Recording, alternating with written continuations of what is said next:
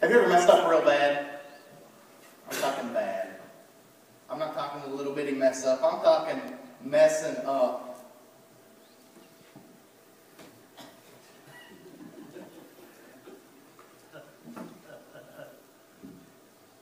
The kind of mess up that doesn't just mess your life up, but maybe the kind of mess up that messes somebody else's life up.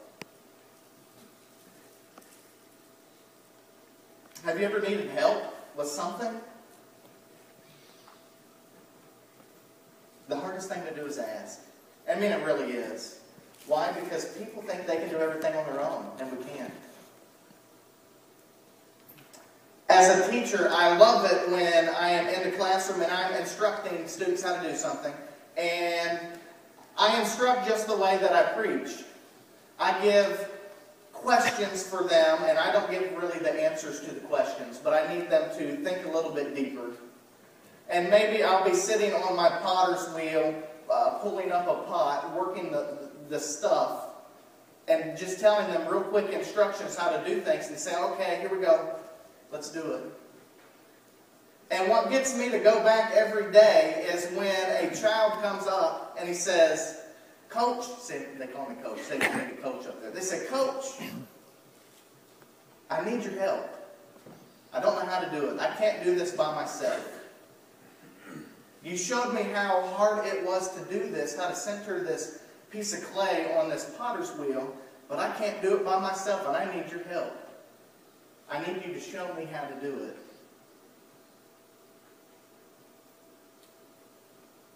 During teaching, I learned something valuable that I sometimes forget. Everybody's got a story. Everybody's got a past. Everybody wants to be wanted. Everybody wants to be needed. Everybody wants to be heard. And we forget that sometimes. And that doesn't just apply to kids in a school building. That applies to the church. That applies to life. Everybody wants to feel wanted. Everybody wants to feel needed. Everybody wants to be heard.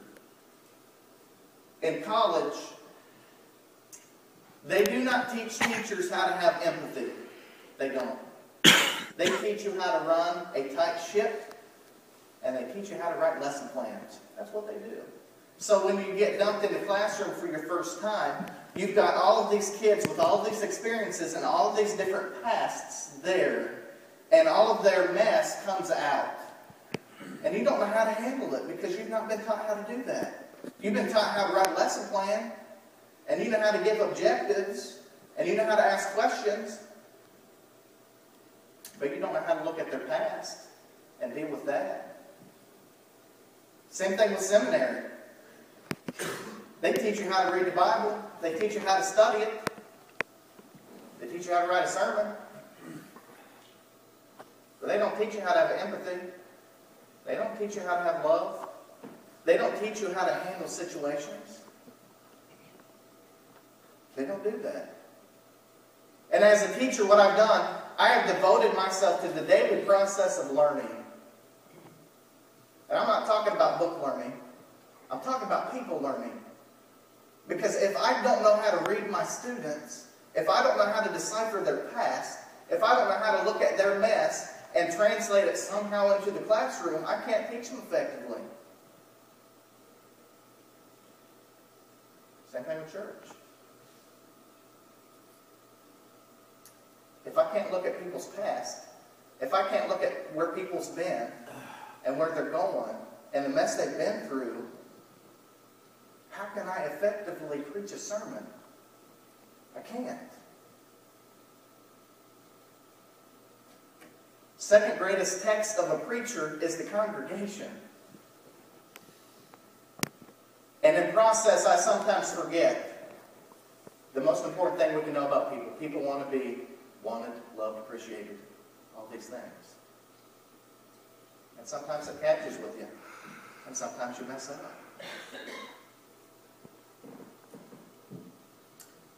During my teaching, I have learned a whole bunch of different stories from kids. Some are really good stories. And it's exciting to hear this. And really, it makes me want to say, man, I wish I was in that family. Because some parents care. Some parents take their kids to school, or take their kids to church. They pray with their kids.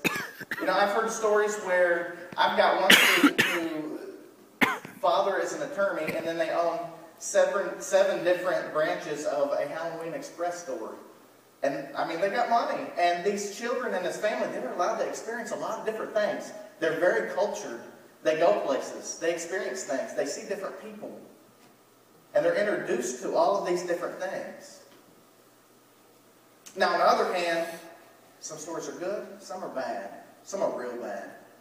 And this is where I began to love people. When I was teaching at Holmes High School in Covington, I was cultured my first year of teaching. I went in and it was like I was hit in the forehead with a sledgehammer, because I would start to hear these stories.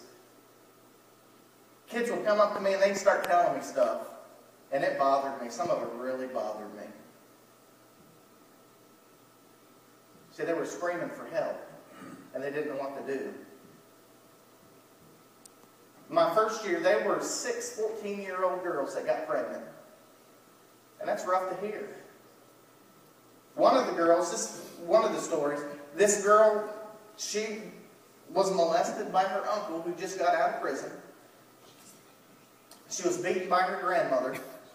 And she was teased every day at school because she was morbidly obese. That's a hard story.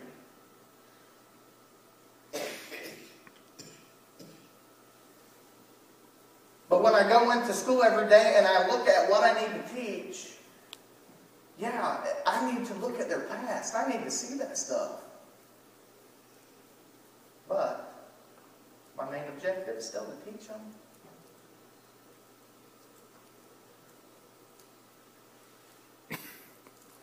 Same thing with church. You know? We got to understand there's a lot of mess in the church.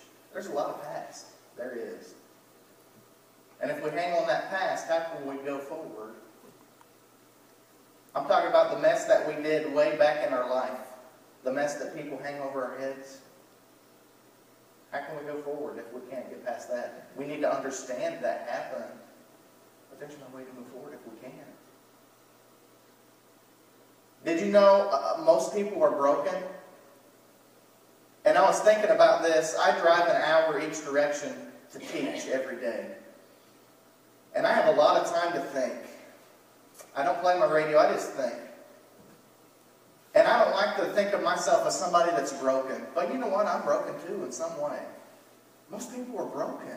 There's something. There's something in the past of every person sitting in here and every person in this town that we get hung up on. And we can't get past that.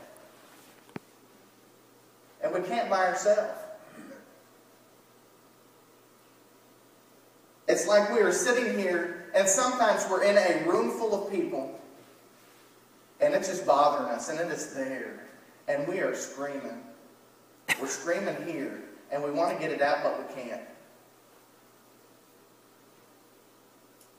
But then there are times when we get it out, and it's like we're in a room full of deaf people.